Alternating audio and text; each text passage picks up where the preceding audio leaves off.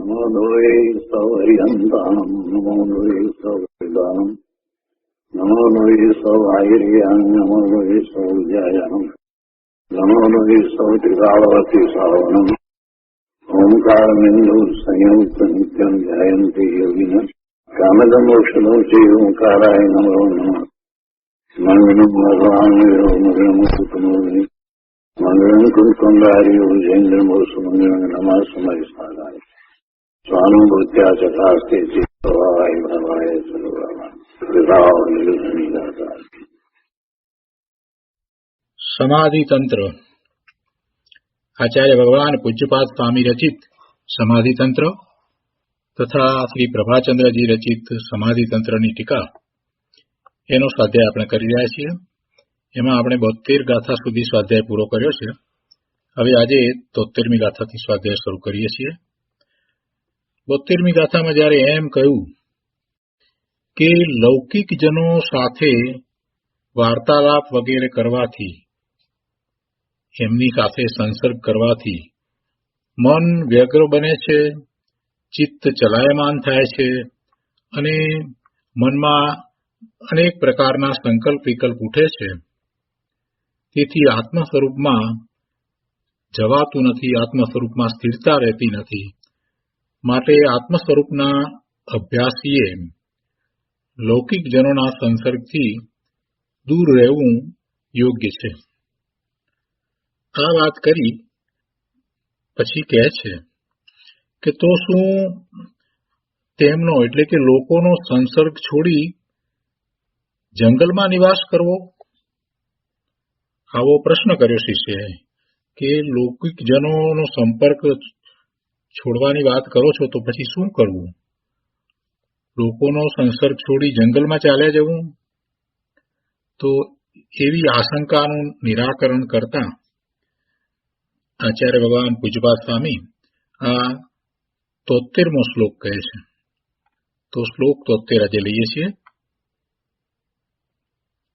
ગ્રામો અરણ્યમ મિતિ વિધા નિવાસો અનાત્મદર્શિનામ દૃષ્ટાત્મના નિવાસસ્તુ વિવિક્તામ પૈવ નિશ્ચલ.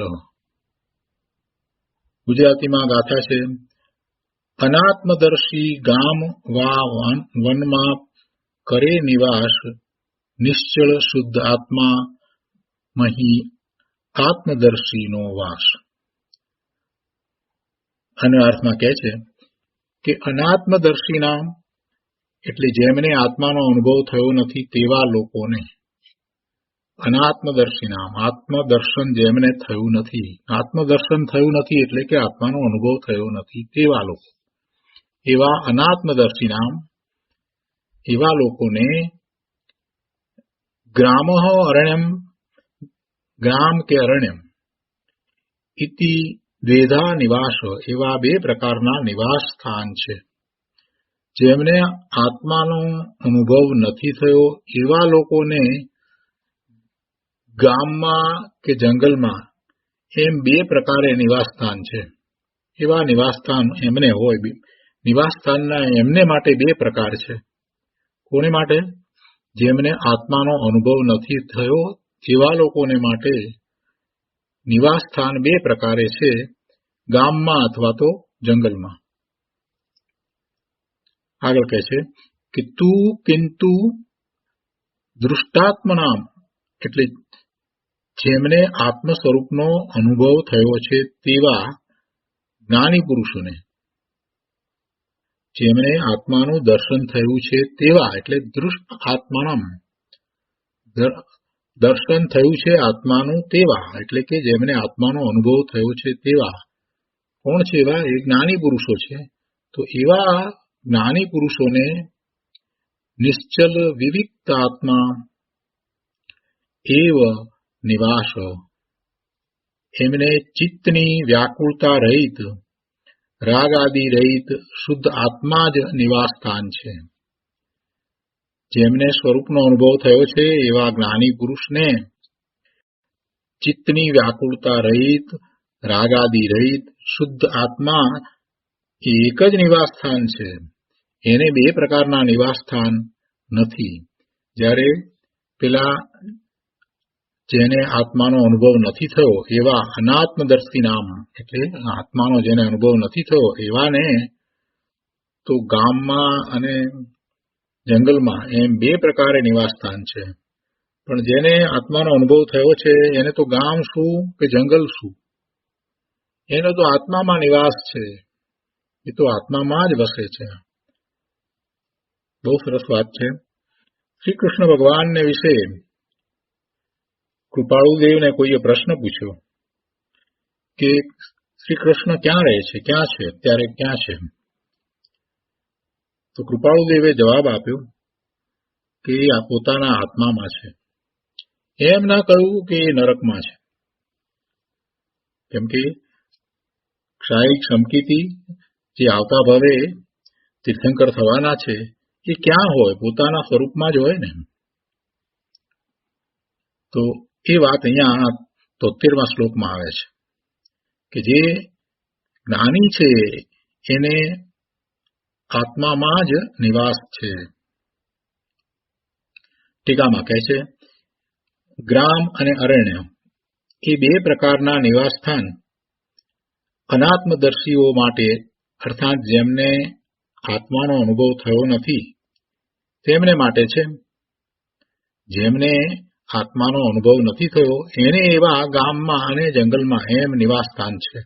એ એવા નિવાસસ્થાનના બે પ્રકારે ભેદ પાડે છે, ગામમાં રહેવું કે જંગલમાં રહેવું.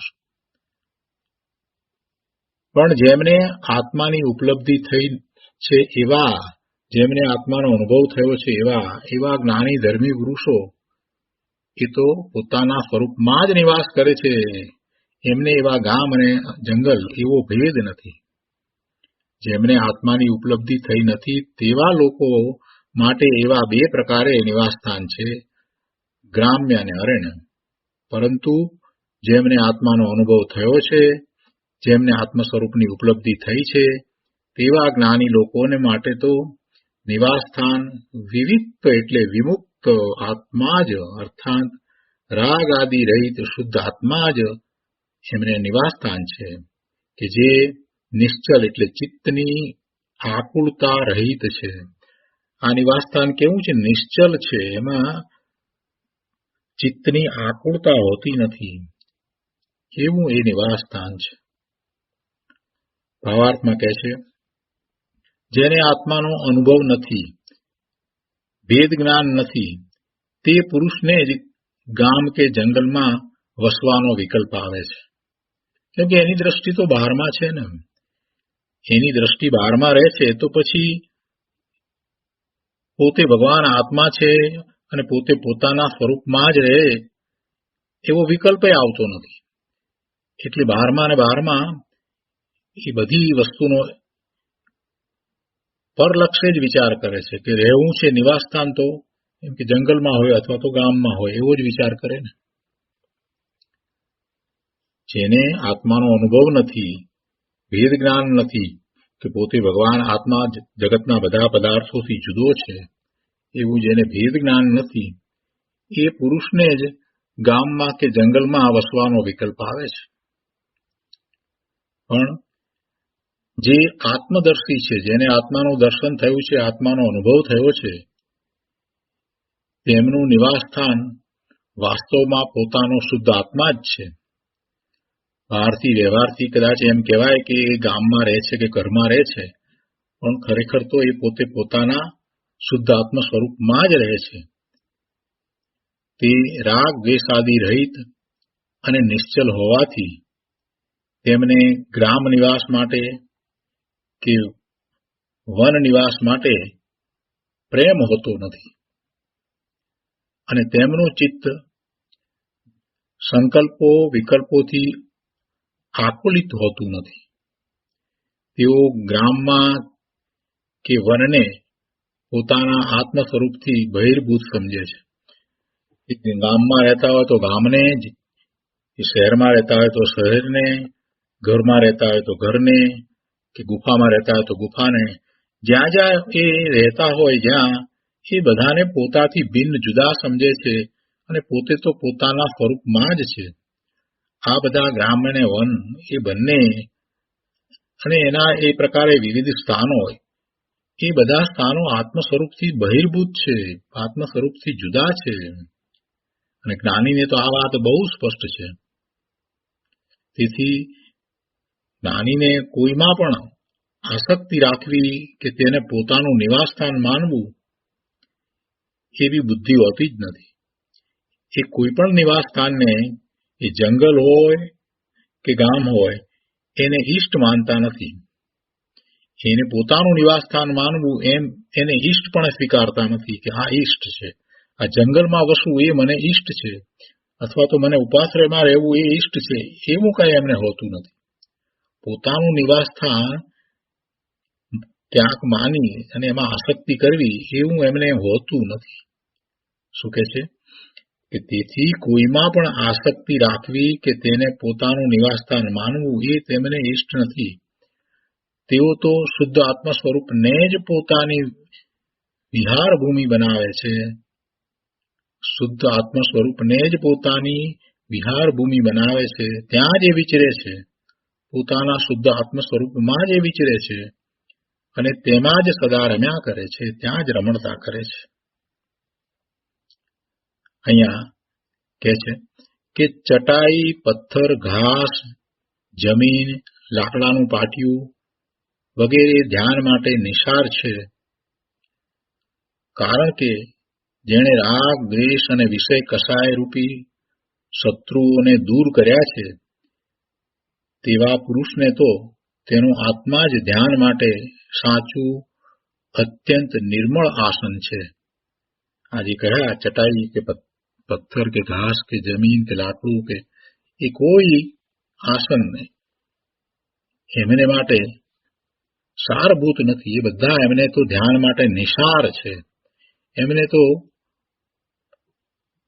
આત્માનું ધ્યાન કરવું છે, પોતાના સ્વરૂપમાં ઠરવું છે, તો એમને માટે તો પોતાનો આત્મા છે તે જ ધ્યાન માટે સાચું અત્યંત નિર્મળ આસન છે. એવું જ્ઞાનીજનોએ માન્યું છે. અને આ વાત શ્રી અમિત ગતિ જે આચાર્ય ભગવાન કૃત સામાયિક પાઠમાંથી લેવામાં આવી છે. વ્યવહારથી એવા ઉપદેશ આપવામાં આવે કે આ બધા આસન, પરંતુ જ્ઞાની ભગવાન આત્માને તો પોતાના સ્વરૂપમાં જ રહેવું છે. એને બાહ્ય આસનોની કોઈ આસક્તિ હોતી નથી, એનું લક્ષ પણ હોતું નથી. છતાંય એ યત્નપૂર્વક જ આસન ગ્રહણ કરે છે. ગમે તેમ આસન ગ્રહણ કરતા નથી. કોઈ પણ સૂક્ષ્મ જીવની હિંસા ન થાય એનો પૂરેપૂરો ખ્યાલ રાખીને જ્ઞાની આસન ગ્રહણ કરે છે. આત્મ સ્વરૂપના અનુભવ માટે ગ્રામ અરણ્યની જેમ અન્ય પર પદાર્થો પણ નિસાર છે. ત્રિકાલી શુદ્ધ આત્માનું અવલંબન જ સારભૂત છે. તો જે 72માં શ્લોકમાં વાત આવી એના પછીથી અહીંયા એમ સમજાવ્યું કે ભાઈ એને જંગલમાં જવાની કે ગુફામાં જવાની જે વાત કરવામાં આવી હતી એ તો એ અપેક્ષાથી વાત કરવામાં આવી હતી કે સાધક જીવ છે અને હજી એને પૂર્ણપણે રાગ દ્વેષ ગયા નથી, તો એવી દશામાં એ એવા લૌકિક જનોનો સંપર્ક ન કરે. સાધકને એ જ યોગ્ય છે. તો એ વાત વ્યવહારનું કથન એ રીતે ઉપદેશાત્મક કથન હતું અને એ રીતે વાત કરવામાં આવી હતી. અને એની સ્પષ્ટતા અહીંયા દર્શાવવામાં આવી કે જંગલ શું કે ગામ શું, જ્ઞાની પુરુષને તો પોતાના આત્મામાં જ નિવાસ છે. એ ગામમાં નિવાસ ને જંગલમાં નિવાસ ને આ બધી જે વાત કરવામાં આવી છે એવા ભેદ એ બધા અજ્ઞાનીને હોય છે. અને અજ્ઞાનીને તો એ જંગલમાં જાય તો પણ એને કઈ ધર્મ થઈ જાય છે એમ બનતું નથી. કોઈ ક્ષેત્ર બદલવાથી ધર્મ થઈ જાય, ધ્યાન થઈ જાય, આત્માની અનુભૂતિ થઈ જાય એમ તો હોતું નથી. અને એ વાત ગુરુદેવે બહુ સરસ રીતે સમજાવી છે. તો આપણે આ ગાથા વિશેષ વિસ્તાર પૂજ્ય ગુરુદેવ પાસેથી સમજીએ. આત્મભાવના પુસ્તકમાં પાના નંબર 269 અહીંયા કહે છે કે લોક સંસર્ગથી ભિન્ન એવો નિજ આત્મા જ જ્ઞાનીનું નિવાસ ધામ છે. લોક સંસર્ગથી ભિન્ન એવો પોતાનો આત્મા જ જ્ઞાનીનું નિવાસ ધામ છે. જ્ઞાની ક્યાં વસે છે? તો કે છે કે પોતાના આત્મામાં વસે છે. બાહ્ય સંસર્ગથી ચિત્ત ક્ષુબ્ધ થાય છે. બાહ્ય સંસર્ગથી મન કલુષિત થઈ જાય છે, વિક્ષેપ પામે છે અને એક વિકલ્પમાં ચાલ્યું જાય છે. માટે બાહ્ય લૌકિક જનોનો સંસર્ગ છોડવા જેવો છે એમ 72મી ગાથામાં કહ્યું. ત્યાં કોઈ બહિરાત્મા એમ સમજે, એ 72મી ગાથામાં જે વાત કરી એના ઉપરથી કોઈ બહિરાત્મા એમ સમજે કે આ બધું છોડીને જંગલમાં એકલા જઈને રહેવું, એકાંત જંગલમાં જવાથી આત્મામાં એકાગ્રતા થશે, ગામમાં રહેવાથી મને ધર્મ નહીં થાય અને જંગલમાં એકાંતમાં રહેવાથી મને ધર્મ થશે, એવી જો એની માન્યતા હોય તો એ માન્યતા એની મિથ્યા માન્યતા છે. કેમ કે એને તો બહારના સંયોગ વિયોગ ઉપર દ્રષ્ટિ છે. આ પ્રમાણે જો એની માન્યતા હોય કે બહારમાં ઘર બહાર છોડીને જંગલમાં ચાલ્યા જવાથી, ગુફામાં ચાલ્યા જવાથી કે પર્વતની ટોચ ઉપર ચાલ્યા જવાથી મને ધર્મ થશે, મને આત્મામાં એકાગ્રતા થશે અને આ ગામમાં મને ધર્મ નહીં થાય, એમ જો એ માનતો હોય તો એનો અર્થ શું થયો? એ બહિર્દ્રષ્ટિ છે. આ પ્રમાણે બહારના સંયોગ વિયોગ ઉપર જેની દ્રષ્ટિ છે તે બહિર્દ્રષ્ટિ, મિથ્યા દ્રષ્ટિ છે, અનાત્મ દ્રષ્ટિ છે. આને આત્માનું દર્શન થયું નથી. તે આત્માને દેખતો નથી પણ સંયોગને જ દેખે છે. એ આત્માને દેખતો નથી, આત્મા તરફ એનું લક્ષ્ય થયું નથી, પણ એ તો સંયોગને જ દેખે છે. અને આત્માને દેખનાર જ્ઞાની તો પરથી ભિન્ન નિજ આત્મામાં નિશ્ચલપણે રહે છે. એ વાત હવે આ 73મા શ્લોકમાં કરી છે. 73મા શ્લોકનો વિસ્તાર કરતા ગુરુદેવ કહે છે કે જે અનાત્મદર્શી છે, આત્માનું દર્શન અને અનુભવ જેને થયું નથી, તે જ આ ગામ અને આ જંગલ એમ બે પ્રકારના નિવાસ સ્થાનની કલ્પના કરે છે. એટલે તે બહારમાં પોતાનો નિવાસ માને છે. એને નિવાસ ક્યાં માન્યો? પોતાના સ્વરૂપની બહાર. પોતાના સ્વરૂપની બહાર એ નિવાસ માને છે. એવી તો એની શ્રદ્ધા છે કે મારો નિવાસ ઘરમાં હોય, ઉપાશ્રયમાં હોય, ગુફામાં હોય, જંગલમાં હોય, પર્વતની ટોચ ઉપર હોય. એમ જુદી જુદી કલ્પના જે થાય છે તો એ બધી આત્માની બહાર જ કલ્પના કરી. એને આત્માની બહાર જ એને નિવાસ માન્યો. એનો અર્થ શું થયો? કે પોતે બહાર જ રહે છે, એને બહારમાં જ રહેવું છે, એની દ્રષ્ટિ બહારમાં જ ફરી રહી છે. હું આત્મામાં રહું એવો તો એને વિકલ્પ પણ નથી, એવો પ્રયત્ન નથી. અને ક્યાં રહેવું છે? તો જે સ્થાન એ કહેશે એ બધા આત્માની બહારના જ કયા એને તો. ગુરુદેવ તો બહુ સરસ વાત અહીંયા મૂકી છે, હૃદયને સ્પર્શી જાય એવી વાત કહી કે ભાઈ ક્યાં રહો છો? ક્યાં રહો છો? તો જે કંઈ કહેશે એ બધા બહારના સ્થાન, આત્માની બહારના સ્થાન જ હશે. જ્ઞાનીને ક્યાંય રહેવું જ છે, બહારમાં ક્યાંય રહેવું જ નથી, પોતાના સ્વરૂપમાં જ રહેવું છે. પછી ક્ષેત્રાંતર જે થતા હોય તે ભલે ને થાય, એની સાથે અમારે શું સંબંધ છે? આ શરીર અને એની સાથે રહેલો આત્મા, એના ક્ષેત્રાંતર થાય, આજે અહીંયા ને કાલે ત્યાં હોય તો ભલે રહ્યા, અમે તો અમારા આત્મામાં છીએ. જ્યારે પેલા અજ્ઞાનીને, જેને આત્માનું ભાન નથી થયું, આત્માનું દર્શન નથી થયું, એ ક્યાં નિવાસસ્થાન શોધે છે? એ બહારમાં જ, આત્માની બહારમાં નિવાસસ્થાન શોધે છે કે આ નિવાસસ્થાન મને અનુકૂળ રહેશે, અહીંયા હું જઈશ તો મને ધર્મ થશે, અહીંયા જઈશ તો ધર્મ થશે. દ્રષ્ટિ જ બહારમાં ફરી રહી છે, એને ધર્મ ક્યાંથી થશે? અહીંયા કહે છે કે જે અનાત્મદર્શી છે, આત્માનું દર્શન અને અનુભવ જેને થયો નથી, એવો એ અજ્ઞાની, જેને આત્માનું દર્શન નથી થયું, એવો એ આ ગામ અને આ જંગલ એમ બે પ્રકારના નિવાસસ્થાનની કલ્પના કરે છે. જો એ પણ કલ્પના છે, ખરેખર તો એ એના નિવાસસ્થાન છે જ નહીં, કેમ કે એ પણ ભગવાન આત્મા છે. એ પણ ભગવાન આત્મા છે, એનો ઉપયોગ બહારમાં રહ્યા કરે છે. એટલે તે બહારમાં પોતાનો નિવાસ માને છે.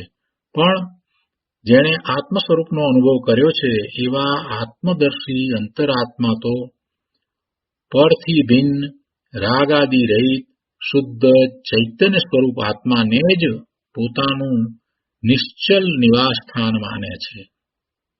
એ નિવાસસ્થાન બદલાય નહીં, ફરે નહીં, ચલિત થાય નહીં, એવું નિવાસસ્થાન છે. અને બાહ્ય સંસર્ગ છોડીને તે અંતર સ્વરૂપમાં વાસ કરે છે, નિવાસ કરે છે, રહે છે, તેમાં એકાગ્ર થઈને રહે છે. અજ્ઞાનીની બાહ્ય દ્રષ્ટિ છે, એટલે જ્યાં લોક સંસર્ગ છોડવાનું કથન આવે ત્યાં તેની દ્રષ્ટિ જંગલ ઉપર જાય છે. કેમ જાણે જંગલમાં એની શાંતિ હોય. ગુરુદેવ કહે છે કે ભાઈ, જંગલમાં પણ તારી શાંતિ નથી. તારી શાંતિ તો તારા આત્મામાં છે. માટે આત્મામાં ઊંડો ઉતર તો તને શાંતિ થાય. બહારની જંગલની ગુફામાં તો સિંહ, વાઘ અને સર્પો પણ રહે છે. માટે તું અંતરના ચૈતન્યની ગિરી ગુફામાં જઈને ધ્યાન કર. કઈ ગિરી ગુફા? કઈ? ચૈતન્યની ગિરી ગુફા. પોતાનું સ્વરૂપ, પોતે ભગવાન આત્મા અનંત ગુણનો પિંડ છે. પોતાનું એવું સ્વરૂપ છે અને એ અનંત ગુણોનું એક રૂપ એવું ભવન છે. એ પોતાનો સ્વભાવ છે. એને તો તું જાણતો નથી, એનું લક્ષ્ય કરતો નથી, ત્યાં દ્રષ્ટિ કરતો નથી, ત્યાં તારા જ્ઞાન દર્શનના ઉપયોગને લઈ જતો નથી, અને બહારમાં જ રહ્યો છે. તો પ્રભુ, તને ધર્મ ક્યાંથી થશે? તું એવા પોતાના સ્વરૂપમાં જા, તારા એવા ચૈતન્યની ગિરી ગુફામાં જઈ અને ધ્યાન કર. ત્યાં એકાગ્રતા કરી અને રહીશ તો તને આનંદનો અનુભવ થશે, અલૌકિક આનંદનો અનુભવ થશે. હો મુનિવરો ચૈતન્ય ગુફામાં ઊંડા ઉતરીને ધ્યાન કરતા હોય ત્યારે એવા આનંદમાં લીન હોય છે કે જાણે સિદ્ધ ભગવાન. આવા અંતરના સ્વરૂપને ભૂલીને અજ્ઞાનીની દ્રષ્ટિ બાહ્ય જંગલમાં જાય છે. લોક સંસર્ગ છોડવાની વાત આવી ત્યારે એને શું વિચાર્યું કે હું જંગલમાં ચાલ્યો જાઉં. એને અજ્ઞાનીએ એવું વિચાર્યું. પણ જ્ઞાની છે, એને જ્ઞાની તો પોતાના સ્વરૂપમાં રહે છે. એટલે અહીંયા કહે છે કે લોક સંસર્ગ છોડવાની વાત આવે ત્યાં જ્ઞાનીનું વલણ અંતર સ્વરૂપમાં જાય છે કે હું તો જગતથી જુદો જ છું અને જગત મારાથી જુદું છે. જ્યારે પેલો અજ્ઞાની છે એનું વલણ કે એવું થાય છે કે હું જાણે કે આ લોકનો સંસર્ગ છોડી અને ક્યાંક દૂર ચાલ્યો જાઉં, જંગલમાં ચાલ્યો જાઉં, કોઈ ગુફામાં ચાલ્યો જાઉં. એને એમ થાય છે. જો બંનેની વાતમાં કેટલો મોટો ફેર છે. પેલાની બાહ્ય દ્રષ્ટિ છે તો બધું બહારમાં જ શોધ્યા કરે છે, અને જ્ઞાની તો સ્વરૂપમાં જાય છે કે અમે તો ભગવાન આત્મા છીએ, અમે અમારા સ્વરૂપમાં જ રહીએ છીએ. જ્ઞાનીનું વલણ તો અંતર સ્વરૂપમાં જાય છે કે હું તો જગતથી જુદો જ છું અને જગત મારાથી જુદું જ છે. મારા સ્વરૂપમાં જગતનો પ્રવેશ નથી અને જગતમાં મારો પ્રવેશ નથી, જગતમાં મારો વાસ નથી, જગતમાં મારું નિવાસસ્થાન નથી. મારું નિવાસસ્થાન તો મારા સ્વરૂપને વિશે જ છે. મારું ચિદાનંદ સ્વરૂપ તે જ મારું નિવાસસ્થાન છે. એ સિવાય બહારનું જંગલ કે મહેલ તે કાંઈ મારું નિવાસસ્થાન નથી.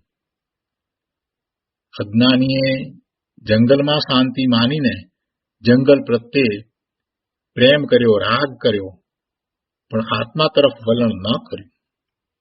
તેથી જંગલમાં પણ તેને શાંતિ નહીં મળે. આત્માનું વલણ કર્યું નહીં, આત્મા તરફ વળ્યો નહીં, તો પછી શાંતિ ક્યાંથી પ્રાપ્ત થશે? આગળ કહે છે કે આવો માનવ અવતાર મળ્યો, તેમાં જેને લૌકિક સજ્જનતા, મંદ કસાય વગેરે પણ ન હોય, એવા જીવો તો મનુષ્ય અવતાર મેળવીને પણ કાંઈ પ્રાપ્ત કરતા નથી, અને એ મનુષ્ય અવતારને એને ગુમાવી દે છે. આવો મનુષ્યનો ભવ મળ્યો છે, તેમાં સાચી દ્રષ્ટિ વિના, સમ્યક દ્રષ્ટિ વિના જીવો એમ ને એમ જીવન પૂરું કરી દે છે. આવો ભવ ગુમાવી દેશે છે. કોઈકને તો વળી મંદ કસાય થયા છે, તો એને એકલા મંદ કસાયમાં જ ધર્મ છે એવી માન્યતા થઈ જાય, તો પછી એમાં રોકાઈ જશે. પણ ચૈતન્ય તત્વ શું છે તે સમજવાની દરકાર કરતો નથી. મોટા ભાગના જીવો એવા છે કે જેમને મંદ કસાય પણ નથી, લૌકિક સજ્જનતા પણ નથી. બીજા કેટલાક એવા સમજુ ડાયા છે, તો એમને મંદ કસાય છે, શુભભાવ પણ છે, પણ એ શુભભાવમાં ધર્મ માની અને રોકાઈ ગયા છે. એટલે એ બંને પ્રકારના જીવો ચૈતન્ય તત્વ શું છે, પોતાનું ચેતન તત્વ શું છે, એનો વિચાર પણ કરતા નથી, એને સમજવાની દરકાર પણ કરતા નથી, તો એમનો અવતાર તો નિષ્ફળ ચાલ્યો જશે. પ્રભુ, આવું અમૂલ્ય જીવન મળ્યું છે, એ આમ ને આમ એ ગુમાવી દેશે. મનુષ્યનું જીવન સંઘની પચેન્દ્રિય થયો છે, પોતે ભગવાનની વાણીને સમજવા માટે સમર્થ થયો છે, બધી રીતે એને અનુકૂળતાઓ મળી છે, શાસ્ત્ર મળ્યા છે, ભગવાનની વાણી પણ મળી છે, પણ એને સાંભળ્યા વગર, એને સમજ્યા વગર, સ્વરૂપનું લક્ષ કર્યા વગર એ આમ ને આમ આ જીવન પૂરું કરીને ચાલ્યો જશે. પછી ક્યાંય ચાલ્યો જશે ખબર નહીં પડે, ક્યાંય તિર્યંચમાં ચાલ્યો જશે, ક્યાંય જંગલમાં ચકલું થઈ જશે. અને તિર્યંચમાં ગયા પછીથી પાછો આવો ભવ ક્યારે મળશે કોને ખબર. તિર્યંચમાંથી ફરી પાછો તિર્યંચમાં ને તિર્યંચમાં, એમાંય કદાચ એમાંથી વળી આગળ નરકમાં પણ ચાલ્યો જાય. અરે પ્રભુ, આવો અવતાર તારો નિષ્ફળ ચાલ્યો જશે. ભાઈ તું વિચાર કર, ગુરુદેવ એમ કે છે. એને જ્યાં સુધી સ્વરૂપનું લક્ષ થતું નથી, આત્માનું ભાન થતું નથી, ત્યાં સુધી કોઈ શાંતિ નહીં થાય. ભલે એ જંગલમાં જાય કે ગમે તે કરે, પણ એથી એને કાંઈ શાંતિ થવાની નથી. શુભભાવમાં રહેવાથી પણ કાંઈ શાંતિ થવાની નથી. એ પણ ભવના ભ્રમણનું જ કારણ છે.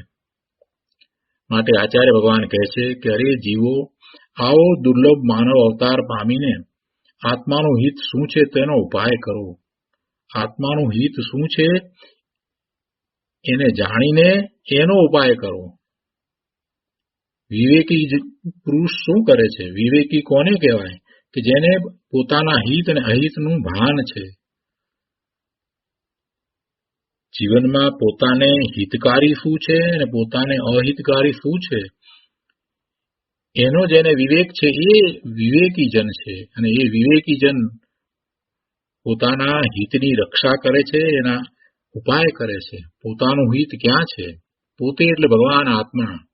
વર્તમાન પર્યાયની વાત નથી. એ મનુષ્ય હોય, દેવ હોય કે તિર્યંચ કે નારકી હોય, એની વાત નથી, પણ આત્માની વાત છે. આત્મા પોતે પોતાના હિતને સમજે છે, એ વિવેકી છે. એ મનુષ્ય ગતિમાં હોય કે દેવની ગતિમાં હોય, પણ એ પોતાના હિતને જાણે છે અને એનો ઉપાય કરે છે, તો એ સાચો આત્માર્થી સાધક છે. અહીંયા કહે છે કે આ દેહ અને લક્ષ્મીના સંયોગો તો આત્માથી જુદા જ છે.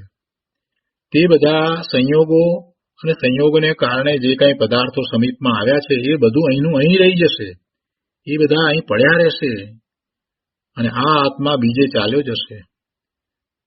માટે તે શરીર આદિથી ભિન્ન ચૈતન્ય તત્વ શું છે તેને લક્ષમાં લ્યો અને તેમાં નિવાસ કરો. એવા ચૈતન્ય તત્વમાં નિવાસ કરો. આ શરીર તો ક્ષણભંગુર છે. એ તો છૂટી જવાનું છે. તે આત્માનું નિવાસ સ્થાન નથી. એ તો સંયોગે કરીને એની સાથે રહેવાનું થયું છે. શરીર સાથે રહેવાનું થયું છે એ તો સંયોગે કરીને રહેવાનું થયું છે. અને શરીર જે ક્ષેત્રને વિશે રહ્યું છે એ કઈ આત્માનું નિવાસ સ્થાન નથી.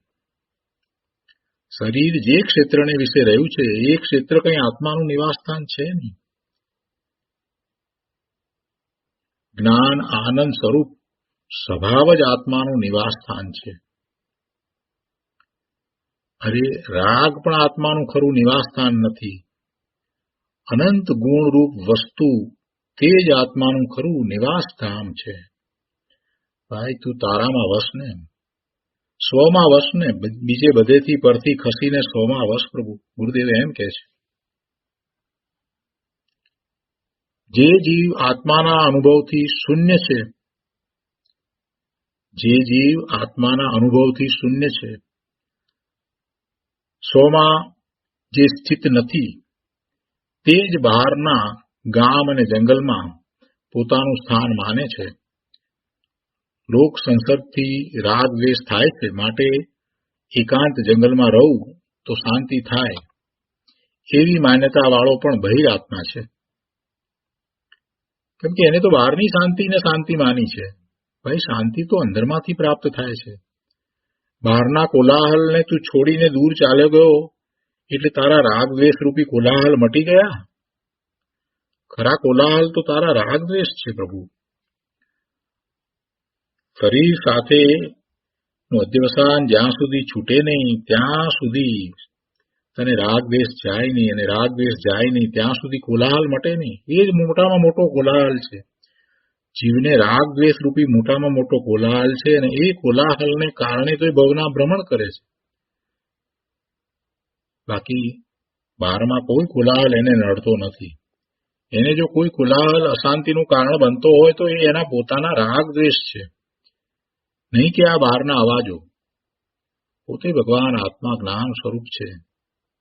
એ પોતાના સ્વરૂપમાં રહે તો શાંતિ જ છે.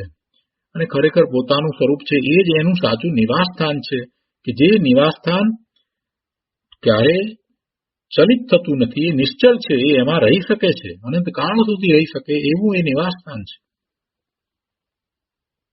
જ્યારે લોક સંસર્ગથી પોતાને રાગ દ્વેષ થાય છે એવી એ માન્યતા કરે છે, તો લોક સંસર્ગથી રાગ દ્વેષ થાય છે કે એ લોક સંસર્ગનું લક્ષ કરવાથી રાગ દ્વેષ થાય છે? લોક સંસર્ગથી રાગ દ્વેષ નથી થતા, પરંતુ પોતાના પુરુષાર્થની નબળાઈને કારણે એને રાગ દ્વેષ થાય છે.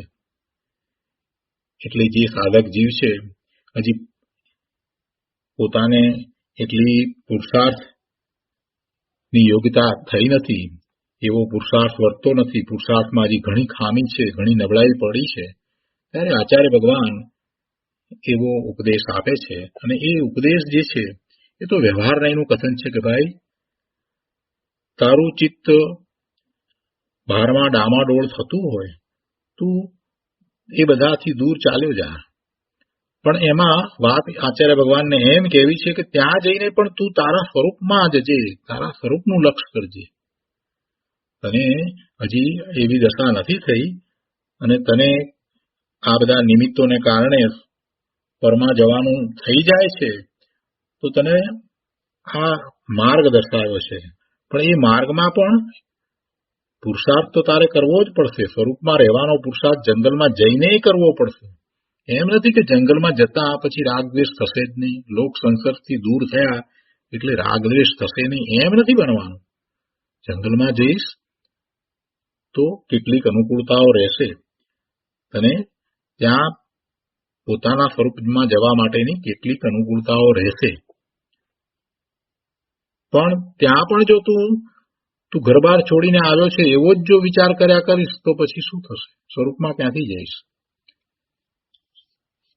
એટલે આચાર્ય ભગવાને જે વાત કરી છે એ ચરણાનુયોગના વ્યવહારના કથનની વાત 72મી ગાથામાં કરી છે. પણ અહીંયા એ પછીથી તરત જ 73મી ગાથાની અંદર આચાર્ય ભગવાન એ વાત પણ સમજાવે છે કે માત્ર જંગલમાં ચાલ્યા જવાથી કે લોક સંસર્ગનો ત્યાગ કરવાથી કઈ ધર્મ થતો નથી. કેમ કે જેમ લોકો બાહ્ય છે તેમ જંગલ પણ બાહ્ય છે. લોક સંસર્ગનો પ્રેમ છોડીને જંગલનો પ્રેમ કર્યો તો તે પણ બાહ્ય દ્રષ્ટિ જ છે. જ્ઞાની તો લોક સંસર્ગ છોડીને અંતરના ચૈતન્ય તત્વમાં નિવાસ કરે છે. લોક સંસર્ગ છોડીને અંતરના ચૈતન્ય તત્વમાં નિવાસ કરે છે.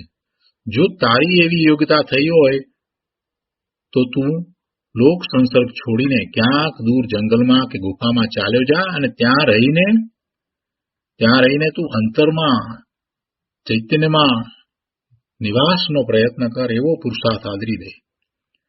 અંતરના ચૈતન્ય તત્વમાં નિવાસનો પુરુષાર્થ તારે કરવાનો છે.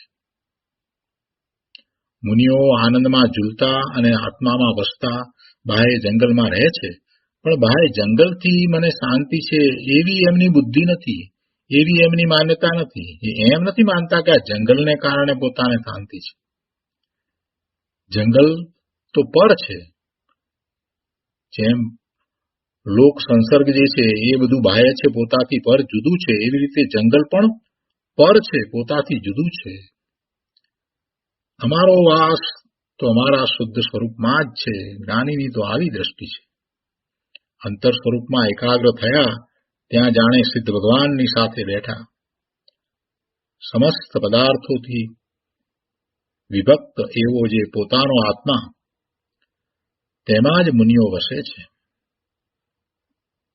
જંગલમાંથી આહાર આદિ માટે ગામમાં આવે અને લોકોના ટોળા નજરે પડે ત્યાં મુનિને કાંઈ સંદેહ નથી થઈ જતો કે હું સ્વરૂપમાંથી ખસીને લોક સંસર્ગમાં આવી ગયો. એમને કાંઈ એવો સંદેહ નથી થતો. લોકો લોકોમાં રહ્યા, અમે અમારામાં છીએ. લોકોની વચ્ચે આવ્યા હોય, ચારેકોર ભક્તોના ટોળા હોય, છતાં મુનિ જાણે છે કે મારો આત્મા લોક સંસર્ગથી પર છે, જુદો છે, ભિન્ન છે. મારા ચૈતન્ય સ્વરૂપમાં જ મારો તો નિવાસ છે. બહારમાં ભક્તોના ટોળા વચ્ચે બેઠા છે માટે એમને કંઈ બાહ્ય દ્રષ્ટિ છે એમ નથી. તેમજ બહારમાં લોકોનો સંગ છોડીને જંગલમાં જઈને ગુફામાં રહે તેથી તેમને બાહ્ય દ્રષ્ટિ છૂટી ગઈ છે એમ પણ નથી. બાહ્ય દ્રષ્ટિ તો એટલા માટે છૂટી ગઈ છે કે પોતે પોતાના સ્વરૂપમાં નિવાસ કરે છે. જ્ઞાની જાણે છે કે મારો આત્મા સર્વલોકથી જુદો જ છે. જ્ઞાન આનંદ સ્વરૂપ મારો આત્મા જ મારું નિવાસ ધામ છે. આવી અંતરદ્રષ્ટિપૂર્વક જ્ઞાની પોતાના સ્વરૂપમાં એકાગ્ર થાય છે અને ચૈતન્યના આનંદમાં એકાગ્ર થતા બાહ્ય સંસર્ગ પ્રત્યે રાગ દ્વેષ થતા નથી. સ્વરૂપમાં એકાગ્રતા કરતા હવે કોઈ રાગ દ્વેષ કોઈના પ્રત્યે થતા નથી.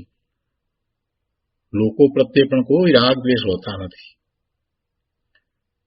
તેથી તેમણે બાહ્ય સંસર્ગ છોડ્યા એમ કહેવામાં આવે છે.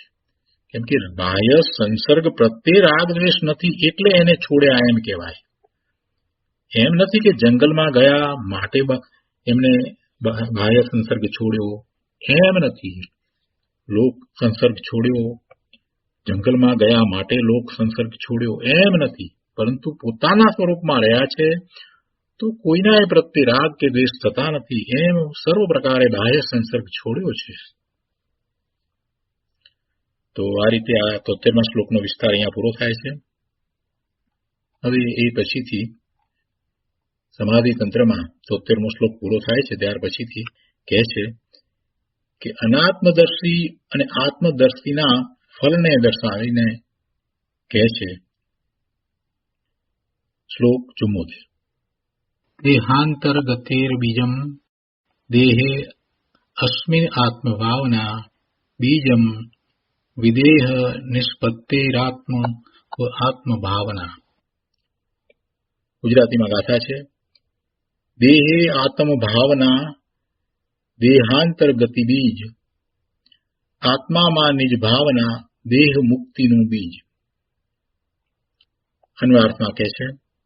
74મા શ્લોકના અન્વયાર્થમાં કહે છે કે અસ્મિન દેહે એટલે કે આ શરીરમાં આત્મભાવના, આત્માની ભાવના અર્થાત શરીર ને જ આત્મા માનવો, આ શરીરમાં આત્માની ભાવના એટલે શરીરને આત્મા માનવો, તે દેહાંતર્ગતે તે અન્ય શરીર ગ્રહણ રૂપ ભાવાંતર પ્રાપ્તિનું બીજમ એટલે કે બીજ એટલે કે કારણ છે. આ શરીરમાં આત્માની ભાવના અર્થાત આ શરીરને જ આત્મા માનવો તે અન્ય શરીર ગ્રહણ રૂપ ભાવાંતર પ્રાપ્તિનું બીજ છે, એનું કારણ છે. એટલે અન્ય શરીર ગ્રહણ રૂપ એટલે શું? બીજો ભાવ કરવો ને બીજું શરીર પ્રાપ્ત કરવું.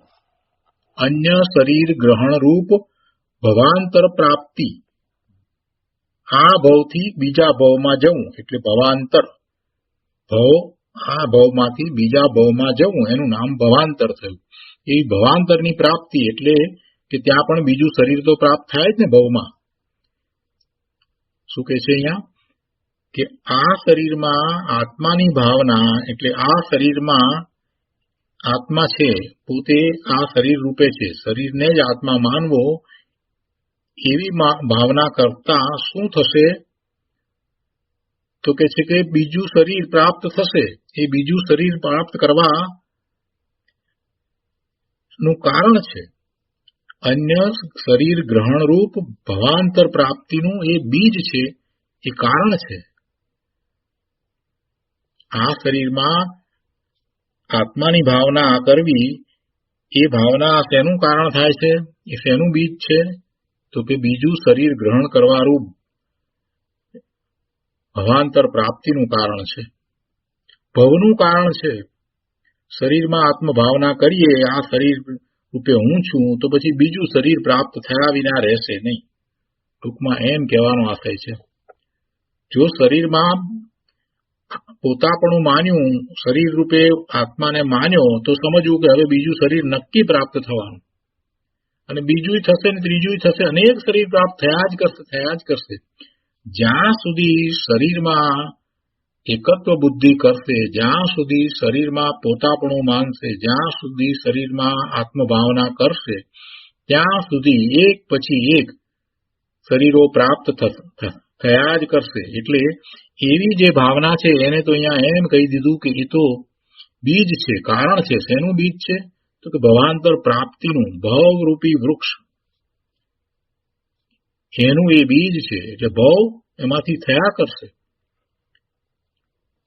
શરીર ગ્રહણ રૂપ ભવાંતર પ્રાપ્તિનું બીજ છે, એનું કારણ છે. તો એવી ભાવના છોડવી. કેવી ભાવના છોડવી? તો કે શરીરમાં આત્માની ભાવના છોડવી.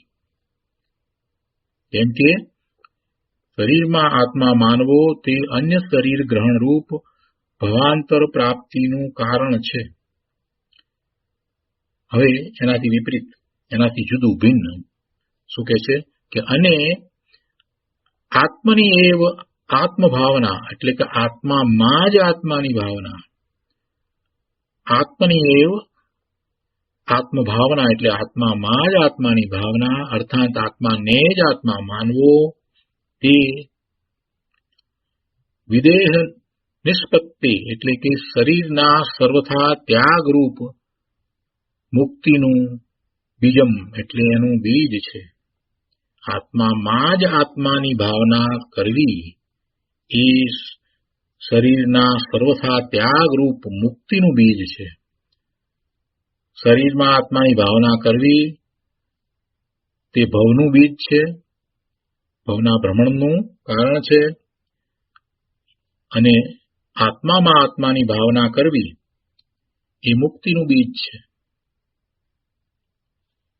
ટીકામાં કહે છે કે અન્ય દેહમાં એટલે અન્ય ભવમાં ગતિ એટલે કે ગમન, અન્ય દેહમાં એટલે અન્ય ભવમાં ગતિ.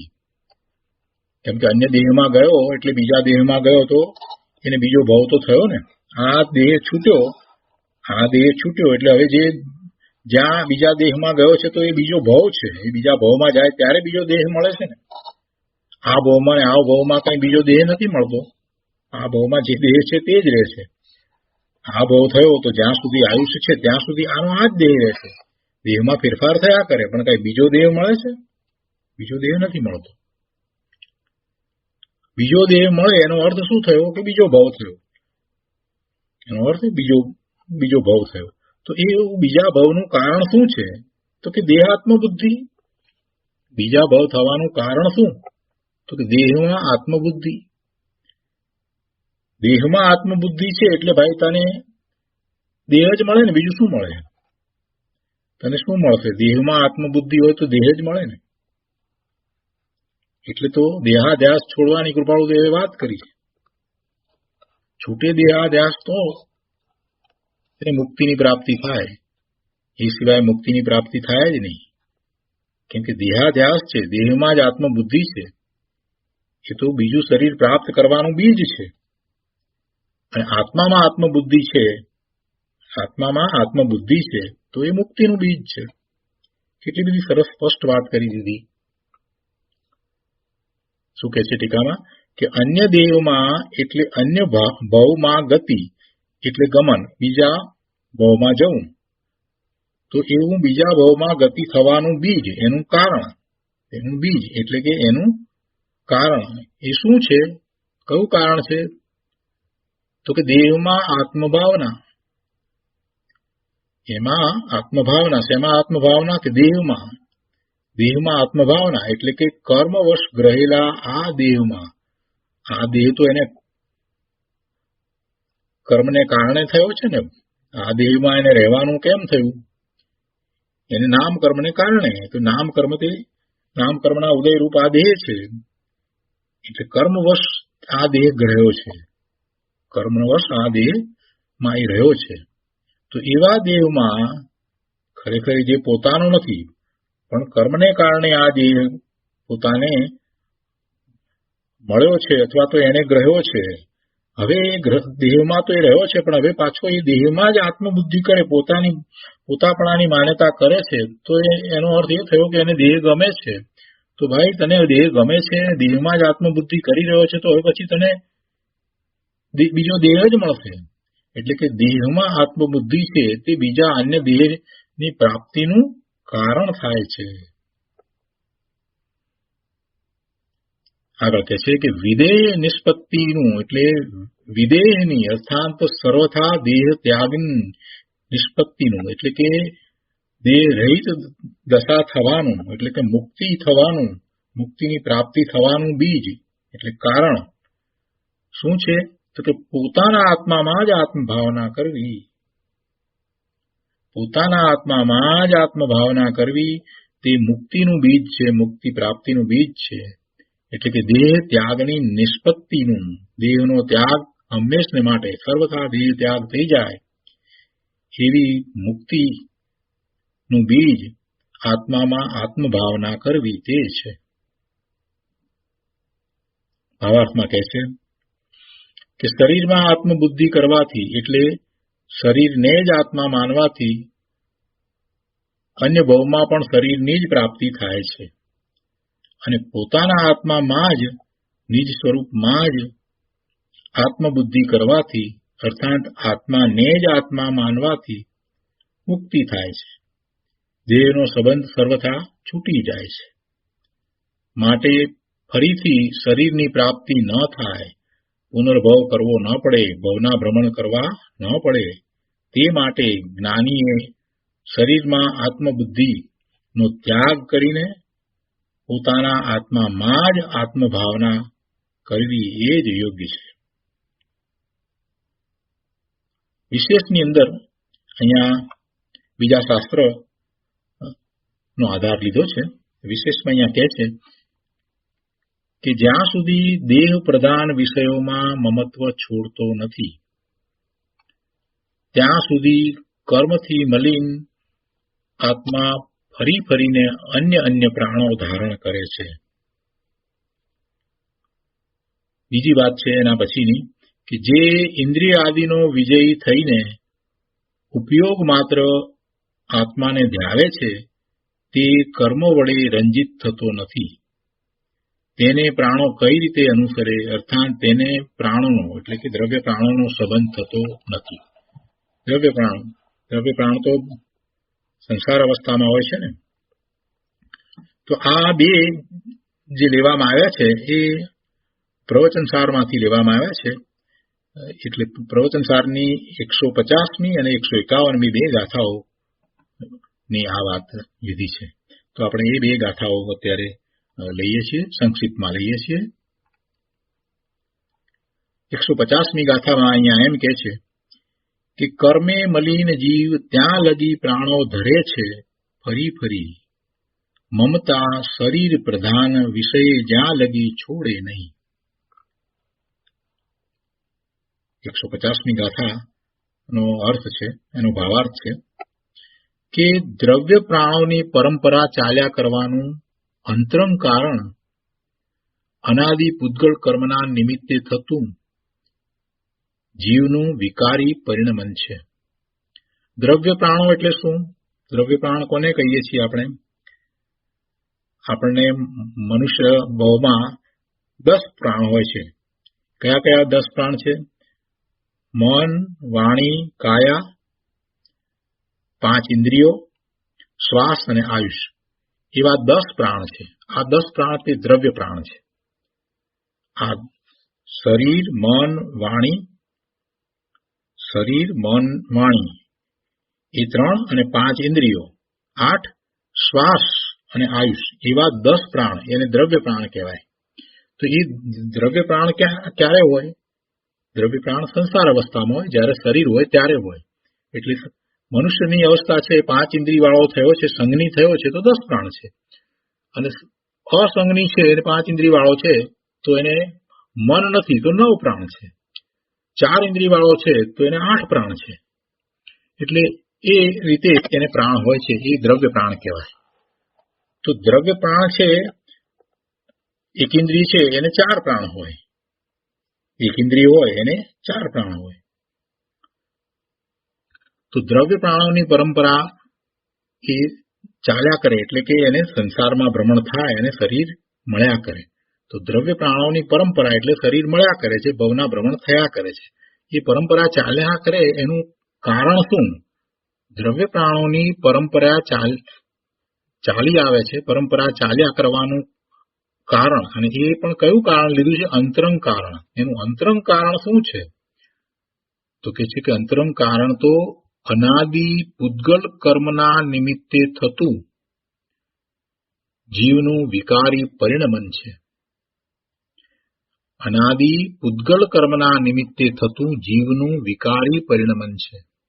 પૂતગલ કર્મના નિમિત્તે આ જે જળ કર્મો, દ્રવ્ય કર્મો, એ બધાના ઉદયો આવે અને એની સાથે એ જોડાઈ અને વિભાવ ભાવે થાય છે, તો એનું વિકારી પરિણમન થયું. અને એવા વિકારી પરિણમનને કારણે એને આ દ્રવ્ય પ્રાણોની પરંપરા ચાલ્યા કરે છે.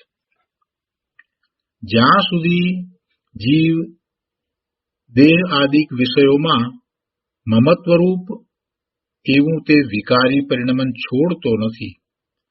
દેહ આદિક વિષયોમાં મમત્વરૂપ, દેહ અને બીજા અન્ય પદાર્થોમાં મમત્વરૂપ વિકારી પરિણમન છોડતો નથી, ત્યાં સુધી તેના નિમિત્તે ફરી ફરી એને પૂતગલ કર્મ બંધાયા કરે છે.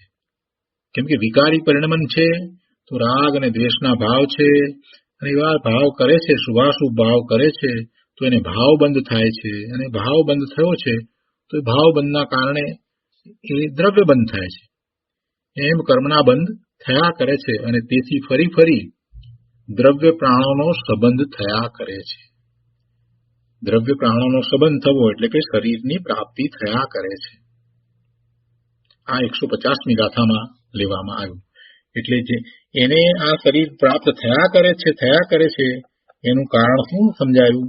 તો કે જીવનું વિકારી પરિણમન. અને જીવનું વિકારી પરિણમન જે થાય છે એમાં નિમિત્ત કારણ તરીકે પૂતગળ કર્મના ઉદયો લીધા. એટલે કે દ્રવ્ય કર્મ જે છે એના ઉદયોને લેવામાં આવ્યા. હવે એવા પૌદ્ગલિક પ્રાણોની સંતતિની નિવૃત્તિનો અંતરંગ હેતુ સમજાવે છે. એટલે કે આ જે દ્રવ્ય પ્રાણો એક પછી એક થયા કરે એવી સંતતિ ચાલ્યા જ કરે છે ને. દ્રવ્ય પ્રાણ એટલે કે એવા શરીરો મળ્યા કરે છે, એક પછી એક શરીર મળ્યા કરે છે. તો એ શરીરો ન મળે, એવા શરીરો ધારણ ન કરવા પડે, શરીરો ધારણ કરવામાંથી મુક્તિ પ્રાપ્ત થઈ જાય, એવું ક્યારે થાય? તો એનું કારણ શું થઈ શકે? એનું કારણ શું હોય? આ પ્રાણોની સંતતિની નિવૃત્તિનો અંતરંગ હેતુ હવે સમજાવે છે. એનું અંતરંગ કારણ શું હોઈ શકે? કેવી રીતે આ જે પ્રાણોની સંતતિ ચાલી આવે છે, દ્રવ્ય પ્રાણોની, એટલે કે શરીરો એક પછી એક પ્રાપ્ત થયા કરે છે, એની નિવૃત્તિ કઈ રીતે થાય? તો એ 151મી ગાથામાં કહ્યું છે. તો અહીંયા 151મી ગાથામાં કહે છે કે કરી ઇન્દ્રિય આદિક વિજય, કરી ઇન્દ્રિય આદિક વિજય ધ્યાવે આત્મને ઉપયોગને તે કર્મથી રંજિત નહીં કેમ પ્રાણ તેને અનુસરે. જે ઇન્દ્રિય નો વિજય કરે છે અને આત્માને ધ્યાવે છે, એનો ઉપયોગ આત્મામાં લાગ્યો રહે છે, તો કર્મ જે છે, કર્મ અને રજકણો એને અનુસરતા નથી, એટલે કે દ્રવ્ય કર્મ બંધાતા નથી.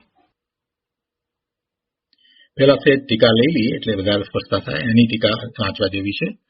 આમાં કહે છે કે ખરેખર પૌદ્ગલિક પ્રાણોની સંતતિની નિવૃત્તિ, એટલે કે આ શરીર જે મળ્યા કરે છે એક પછી એક, એની નિવૃત્તિ, એ નિવૃત્તિનો અંતરંગ હેતુ, અંતરંગ કારણ શું છે?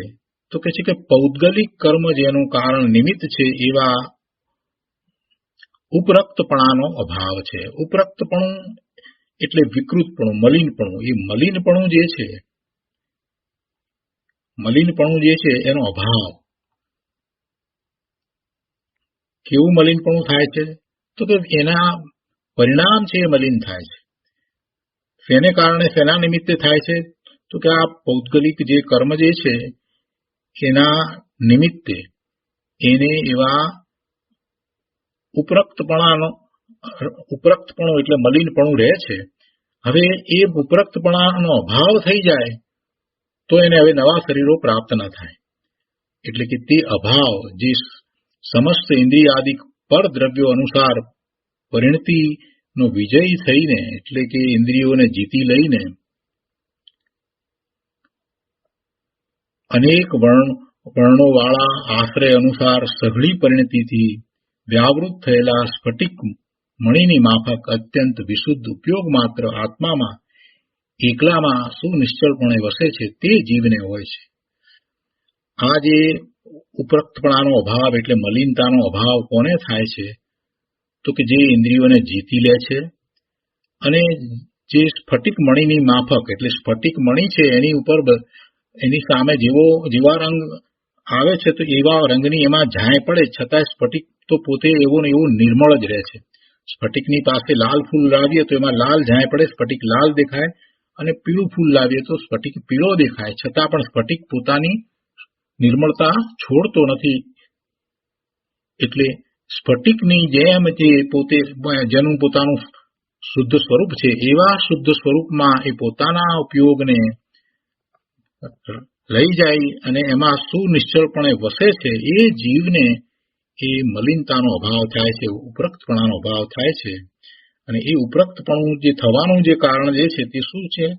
તો કે પૂદ્ગળ કર્મો, દ્રવ્ય કર્મ જે છે એના ઉદયો છે. એટલે કે દ્રવ્ય કર્મના ઉદયને કારણે એને રાગ દ્વેષ થાય છે. એટલે દ્રવ્ય કર્મના ઉદયના નિમિત્તે, એના નિમિત્તે એને રાગ દ્વેષના ભાવ જે થાય છે, એ રાગ દ્વેષના ભાવ થાય છે અને એને ઇન્દ્રિયોના વિષયોમાં રસ પડે છે. તો એ બધાને એ જીતી લે છે તો એની મલિનતા ચાલી જાય છે અને સ્ફટિક મણિની માફક પોતે અત્યંત વિશુદ્ધ પોતાનું સ્વરૂપ છે એમાં એ સુનિશ્ચળપણે વસે છે, સ્થિત થાય છે. તો એને આ શરીરો એટલે કે ભવની નિવૃત્તિ થાય છે.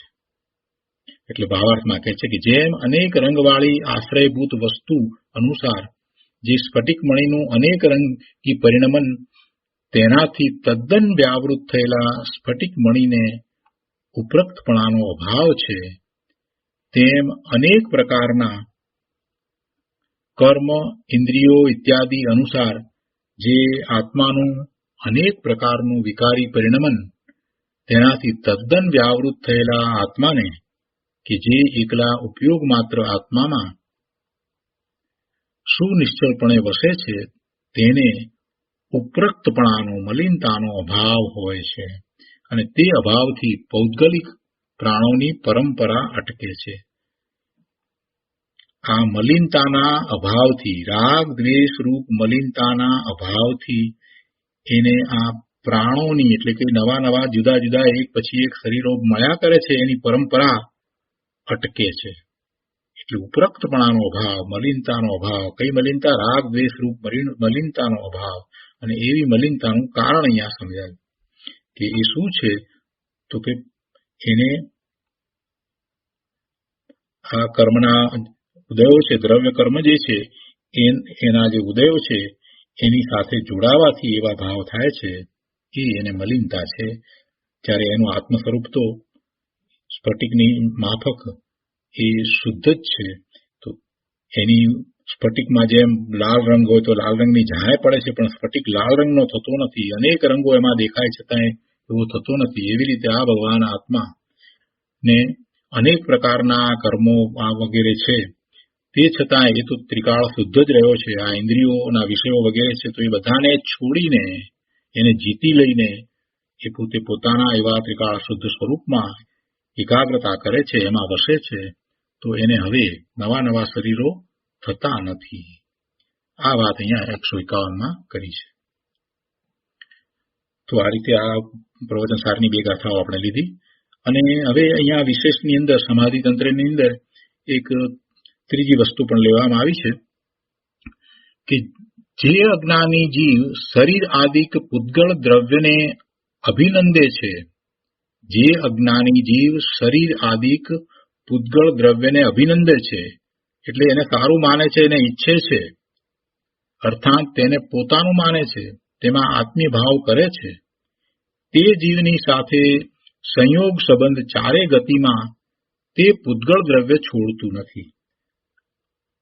આ પૂતગળ દ્રવ્યમાં એ ઈષ્ટપણું માને છે, એમાં આત્મીય ભાવ કરે છે, તો પછી એ પૂતગળ દ્રવ્ય એને છોડતું નથી. એટલે કે એનો સંયોગ સંબંધ છોડતું નથી, એને એનો સંયોગ સંબંધ ચારે ગતિમાં થયા જ કરે છે. અને આ વાત જે લેવામાં આવી છે એ ઈષ્ટોપદેશના 46મા શ્લોકમાંથી લેવામાં આવી છે. તો આપણે એ વાત પણ સાથે લઈ લઈએ છીએ. ઈષ્ટોપદેશનો 46મો શ્લોક છે કે અભિનંદે અજ્ઞાની જે પૂતગલને નિજ જાણ, ચૌગતિમાં નિજ સંગને તજે ન પૂતગળ માન. તો એનો ભાવાર્થ લઈએ છીએ. ભાવાર્થમાં કહે છે કે અજ્ઞાની જીવ શરીર આદિ પૂતગળને આત્મ સ્વરૂપ અને આત્માનું માને છે, પોતાનું માને છે. તેથી જે પૂતગળનો સ્કંદ છે એવું આ શરીર, એ પૂતગળ દ્રવ્ય, એ ચારે ગતિઓમાં આત્મા સાથેનો સંબંધ છોડતું નથી. એ શરીરને સારું માને છે, પોતાનું માને છે, પોતાને શરીરરૂપ માને છે, તો પછી એ ચારે ગતિમાં એને શરીરનો સંબંધ થાય જ છે, એમ કહેવું છે. શરીર આદિ પૂતગળ દ્રવ્ય અચેતન છે, જડ છે, તે આત્માથી સર્વથા ભિન્ન છે. બધા પૂતગળને અહીંયા તો લઈ લીધા છે. તેની સાથેની એકતા સર્વથા હેય છે. આ પૂતગળની સાથેની એકતા એટલે પૂતગળમાં એકત્વ કરવું એ હેય છે, સર્વથા હેય છે. ક્યારેય ઉપાદેય હોય નહીં, એ સર્વથા હેય છે એટલે સર્વથા એ છોડવા લાયક છે. પરંતુ અજ્ઞાની મિથ્યા દ્રષ્ટિ જીવને હેય ઉપાદેયનો વિવેક નથી, અને હેય ઉપાદેયનો વિવેક નહીં હોવાથી તે અજ્ઞાની જીવ આત્માથી ભિન્ન પદાર્થોમાં આત્મબુદ્ધિ કરે છે.